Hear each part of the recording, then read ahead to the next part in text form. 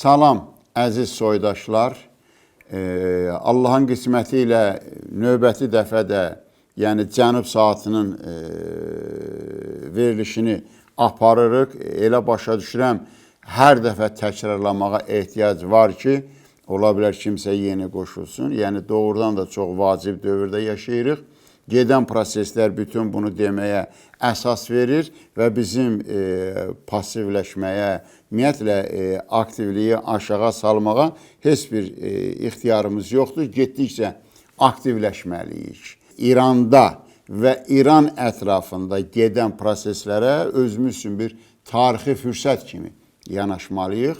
Həm proseslərə yön verməliyik, həm proseslərin ümumilikdə Azərbaycan üçün, Azərbaycanlı üçün faydasını artırmaq istiqamətində səylərimizi göstərməliyik. Mən bugünkü əsas mövzumuza girişməmişdən, başlamazdan öncə o keçən dəfədə dediyim bir sözü yada salıram. İranın ölkə daxilində, eləcə də ətrafda, diasporda ən çox mübarizə apardığı insan kateqoriyası, cəmiyyət, etnik qrup məhz Azərbaycanlılar olub. Çünki İranın rəhbərliyinin daxilində indi də belə inan var ki, bu dövlət Azərbaycan dövlətidir. Bu dövlətin İran dövləti adlanması üçün, İran dövləti olması üçün hələ çox işlər görülməlidir. Ona görə mümkün qədər çox Azərbaycanlıya qarşı və mümkün qədər çox istiqamətdən iş aparıblar. Onlardan biri də son günlərdə Kedminin dediyi fikirdir ki, İrandakı Azərbaycanlılar belə hesab eləyir ki, şimaldakı Azərbaycanlılar dağda, dərədə yaşayan adam olublar. Şükür ki, Xəzər dənizinin nefti var idi, gəldilər, düşdülər, yığışdılar oraya. Biz mi dağda yaşamışıq? Biz mi şiəlici rəsmi dövlət dininə çevirən, dağda yaşayan ola bilərmi? Ərdəbilin İmam Cüməsi Seyid Həsən Amilinin sözü var. 90-cı illərə qədər İranda azca bir lampa istehsal edən zavod olmuyor. Ve İranlı lampa istehsal edə bilmiyor. Neft lampasını istehsal edə bilmiyor. İndi deyirlər biz dağdan gələn olmuşuq. Yəni Farsın təbliğatıdır. Ona görə böyük işlərimiz var. Böyük işlər görməliyik. Cəmaata izah eləməliyik. Bütün bu təbliğatlar hamısı ondan ötürüdür ki, biz birlikdə ola bilməyək. Bir-birimizdən çox aralıda dayanaq. Mən sizə özümdən çox kənar şəxs kimi baxım, siz mənə eləcək. Yəni söhbət budur. Bunlar aradan qaldırmalıyıq. Görməli işimiz çoxdur. Dövlət qurmağa, bu yolla dövlət qurmağa getməliyik. Vahid Azərbaycan ideyasını unudaq. Vahid Azərbaycan ideyasının uğursuz tarixçəsi var. 2 dəfə, istər Ruslar olsun, Amerikalılar olsun, cəhd eləyiblər. Yəni bizim millət qırılıb, əziyyət çəkib. Öz dövlətimizi qurmalıyıq, orada da bizim dövlətimiz var. Bizim dövlətimizin gücü əyani misal, ən əyani misal. Ona yaxın Avropa dövləti müharibə dövründə konsulluğun, səfirliyin Bakıya köçürtdü. Ermənistana köçürtmədi. Ermənistan bilirsiniz nələr deyirdi. Dünyada birinci xristiyan dövləti budur. Dünyada bütün xristiyanlığı yaşadan bulardı. Və Azərbaycanda gələn dövlətlərin, konsulluğun, səfirin Azərbaycana köçürən dövlətlərin hamısı Avropa dövlətləridir. Amerika vətəndaşların bizim ərazidən, İrandakı vətəndaşlarını bizim ərazidən çıxartdı. İndi orada nə iş gördüyünü, bu ayrı məsələdir. Bax, bizim o İranın çürük fars xəstə düşüncəsinə qarşı ən böyük argument budur. Niyə başqa yerə köçürtmədilər? Niyə məhz Azərbaycan ilə öz dövlətləri kimi məsləhət bildilər? Yaşatdılar burada. Yəni konsulun səfirini çıxartmışdı. Amerika aparı idi özünə. Avstriya aparı idi özünə. Və yaxud nə qədərsə 5 dənə 6 dənə belə Avropa dövlət deyə bilərəm. Niyə görə dedi ki, məhz Azərbaycanda qalsın? Ermənistan'a aparı idi də. Türkmenistan'a aparı. Niyə dedi ki, Azərbaycanda qalsın? İranın Azərbaycan düşmənçiliyi istiqamətində bizi gözdən salmaq, bizi öz içimizdə ruhdan salmaq, öz içimizdə şübhələr yaratmaq istiqamətində o apardığı, gördüyü 10 illər boyu işə ən yaxşı cavab budur. Bir də gedin sərhəddə gəzin.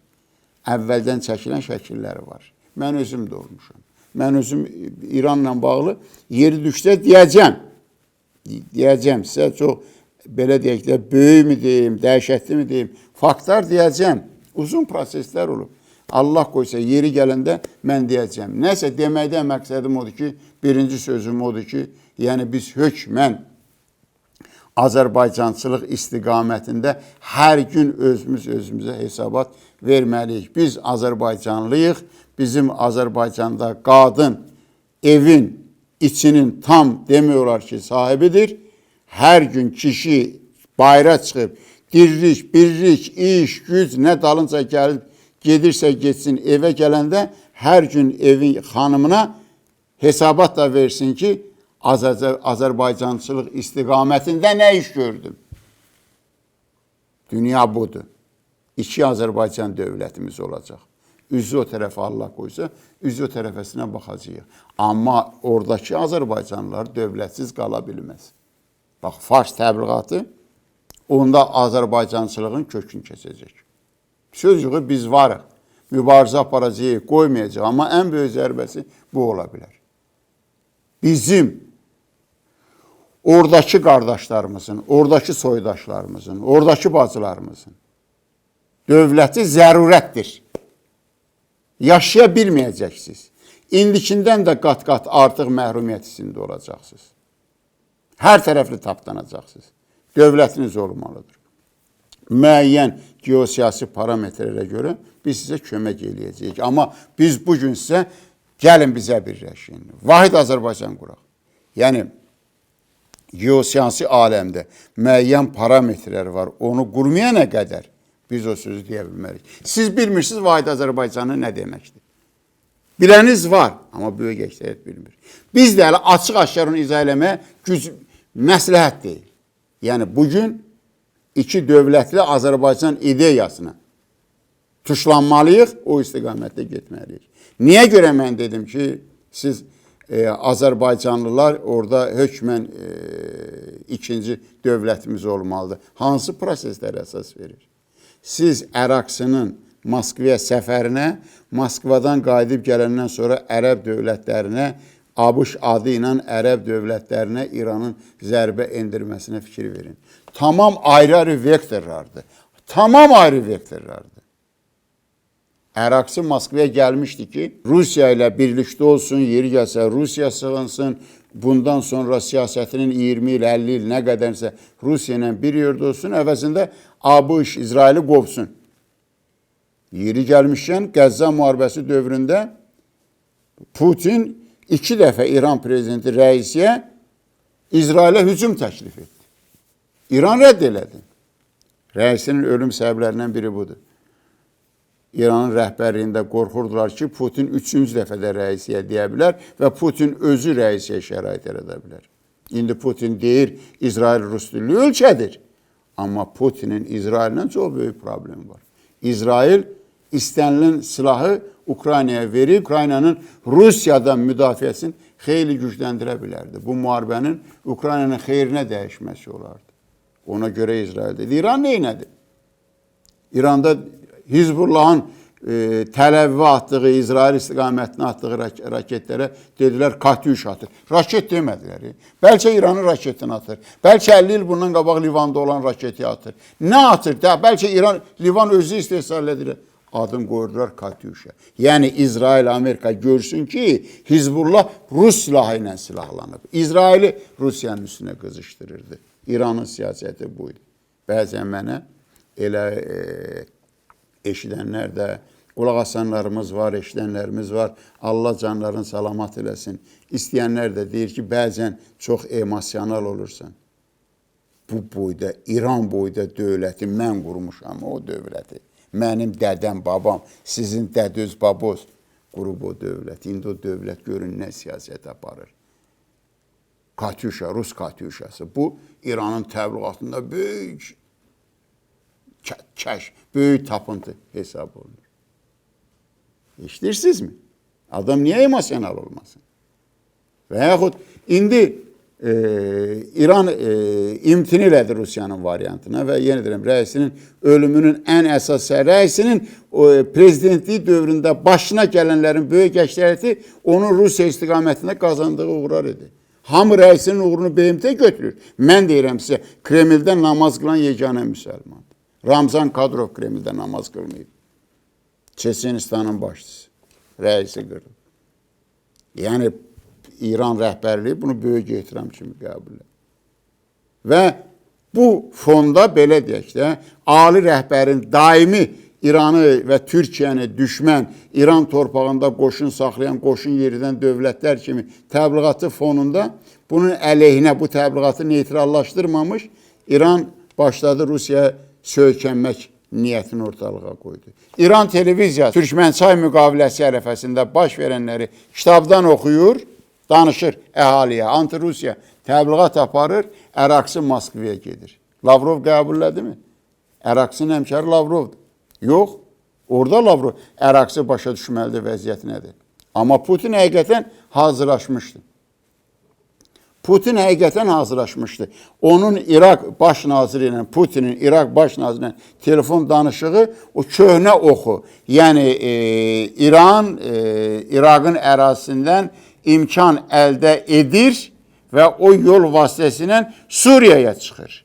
Suriyaya çıxmaq, həm də Livana, Hizbullaha çıxmaq deməkdir. Putin bu variantı götürü qoy eləyir və Məhəmməd Şiə Əs-Sudani ilə telefon danışında mahiyyəti budur. Sadəcə mətbuatda yayıldı ki, güya İraqda Fars körfəzi, Ərəb ölkələri Xariclər Nazirlərinin samiti keçiriləcək. O samiti hazırlamaq Putinin işidir. Sözcə bu mətbuat tərtibatı idi. Və Əraksinin gedməmişdən əvvəl Rudenko, Rusiya Xariclər Nazirinin mavini Tehran 2025 dialoq tədbirində idi. Xeyli uzun söhbət elədi Rudenko. Rudenkoya cavab olaraq Əli Əkbər vilayəti dedi ki, biz Zəngəzur koridorunda bu mövqeyi həm də ona görə tutmuşuq ki, Rusiyasız Cənubi Qafqaz qururuq. Yəni, onun dediyi fikrin izahı buydu. Əlbəttə, əsas məqsədi Türkiyəyə qarşı, Azərbaycana qarşı hədələyici mesaj vermək idi. Yox, sən əgər bu boyda işdən ötürü, yəni sən Rusiya vasitəsilə İraqa, oradan Suriya, oradan Hizbullaha qədər gedib çıxmaq istəyirsən və bu yandan da Rusiya deyirsən, rədd ol Cənubi Qafqazdan. Bu nə tər şeydir? Putin tutaq ki, o görüşə qədər bilmirdi. Amma o görüşdən sonra siz Peskovun danışığına fikir verin. Peskov dedi ki, sadəcə məsləhətləşməkdir. İnformasiya mübadiləsi, məlumat mübadiləsi idi. Heç bir ümumi konsepsiya hazırlamaqdan, birgə fəaliyyətdən söhbət gedə bilməz. Putinin köməkçisi. Çünki Lavrov o Rudenkonun axırıncı danışıqların hesab eləyən ki, apardı qoydu Putinin qabağında və elə də nəticə əmələ gəldi. Demək, İranın o boyda qabağına qoyduğu məqsəd aradan qalxdı. Puçay. Amma İran hələ bilmirdi o dövrdə. Siz fikir verdinizsə, orada ən böyük məsələ İranın ali rəhbərinin Putinə məktub göndərib göndərməməsidir. Məktub göndərmədi. Gündə anti-Rusiya təbliğat aparan ali rəhbər nə adına məktub göndərməlidir? Putinlə kömək istəməlidir. Putin da deyəcək, başqa cür. Əvvəlcə bir ayrı cürədə məktub göndər. Ya bəlkə də görüşək, ya bəlkə də bir çıx mətbuatda publik nəsədir. Qayıtdı Əraksi. Boş əllə qayıtdı. Amma çatan kimi də Amerika adı ilə Qətərə hücum elədi. İsrailin bəxti onda gətirib ki, sizə tam səmimi deyirəm, o Yahudidir. Əgər mən, siz kimsə, hansısa bir dövlət, hansısa bir insan qrupu İranı inandıra bilsəydi ki, o torpaqda, İsrail deyilən torpaqda yaşayanlar müsəlmandır, inanın ki, onu gündə 100 dəfə İran məhv eləyərdi. İran müsəlmanın qənimidir. Ancaq müsəlman. İraq Kürdistanın məzlumların xilaskarı ordusu. Baxın görün, İraq Kürdistanının başına nə oynaşdı? Bir dənə ortabab adam olub, İraq Kürdistan üçün normal, camadan alıverçisi. Güya tacirdir, güya kapitalist. Elə İraq Kürdistan, Ərbildən qırağa çıxıb, qaydan kimi bu İsrail'ə saxladı. Hüseyin Səlami raketləri tökürdü Kürdistanın başına. Sayın görün neçə dəfə İraq Kürdistana hücum edib, raket zərbəsi endirib. Nə miqdarda endirib, dünyada elə şey yox. Məzlumların ordusu. İraq Kürdistan heç dövlət deyil. Eşidirsiniz? Yəni belə qeyri-müəyyən vəziyyət Əraksi Tehrana qayıdan kimi Qətəri vurdular, Əl-Üdeydəni vurdular. Ki, güya Amerikaya dərs verir. Amma əslində elə danışılmış bu müharibədən əvvəlki inanılmış vəd, doğru vəd 2 əməliyyatı dövründəki İsrailin hücumu oldu. Necə o danışılmışdı? İranla Tehran icazə verdi ki, İsrail gəlsin vursun. Bu da elə həmin şeydir. Amma İranın nəzərə almadığı bir dənə məsələ var. Bugün, sabah İran Amerika ilə danışıq stolunda oturacaq. O kağıza nəsə yazılacaq. Eşidirsinizmi? Bugün, sabah əgər kağızı yazıb İran paraflayıbsa, bu ayrı məsələ. Paraflamayıbsa, 2 gündən sonra orada artıq Ərəb dövlətlərinin ərazi iddiası əksini tapmalıdır. Ya Ərəb dövlətləri İsraillə birlikdə ayrı-ayrı maraqlarda, amma birgə, istiqamət birgədir. Demək, əldə olan atəşkəsi pozacaqlar, təzədən müharibə başlayacaq və bu zaman müharibədə Səudi Ərəbistanı, Qətər və üçü birlikdə iştirak edəcək. Küveyt də ola bilər, qoşulsun. Və sonda İran Bəyənin 3 adasını qaytarmalı olacaq. O müqavilə qol çəkəcək ki, orada Bəyənin 3 adası Bəyənin tərkib hissəsi olacaq. Orada o müqavilə qol çəkəcək ki, Səudi Ərəbistanla İran arasında, Küveyt ilə İran arasında olan mübahisəli ərazilər keçəcək. O müqaviləyə qol çəkəcək ki, artıq ərəblər yaşayan regionlar İrandan ayrılıb Səudi Ərəbistanın tərkibinə keçəcək. Yəni, bax, budur İranın apardığı siyasət. Yəni, bu cürə savaddan, ağıldan danışan, axırda gəlib belə göbut səhv eləyən, necə emosion olmayasan, sənlə, mənlə, biz eyni adamlarıq demiyorlar. Necə emosion olmayasan? Əraksi Rusiya getməmişdən qabaq Qətərə atdığı bombanı Sürişə atmalıydı. Qafandakı Ermənistanda İran konsulluğunu vurmalıydı. Vurub dağıdıb getməliydi. Yoxsa sən İrana xoş gəl, mən səni Cənubi Qafqazdan qovacam. Ged orada da Qətərə atəş aç, Ərəb dövlətlərini yığ bir yerə, sənin üstümə özümə gəlsin. Mümkün deyil bu. Rusiyanın özünün, belə deyək ki, nəsə bir, hansısa bir işi ortalığa olacaq, ortalıqda olacaq, variantı olacaq. Və mən deyirəm, İranın rəsmilərinə mən deyirəm. Rudenko nə danışıb? İranın, ümumiyyətlə İranın, Rusiyanın idarəçiliyi standart idarəçilikdir. Hesab edin ki, İran məsələlərinin kuratoru hal-hazırki dövrdə Rudenkodur.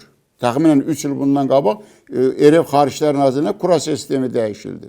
İşte, bir dənə Avropa istiqamətində dəyişilməyib, amma şərq, o cümlədən yaxın şərq, MDB məkanı və Cənub-Şərqi Asiya üzrə idarənin kuratorları dəyişdi. Bugün İranla bağlı ən birinci söz sahibi Rudenkodur. Rudenkodur ki, İrandan narazılığını bir şeylə ölçün. O dedi ki, yəni bu müharibələrdən xeyli qabaq, o dedi ki, əgər ABŞ İrana hücum edəcəksə, Rusiya İranı müdafiə etməyəcək. Çox açıq, diplomat deyə, özü nömrə 1 diplomatdır. Eşidirsinizmi?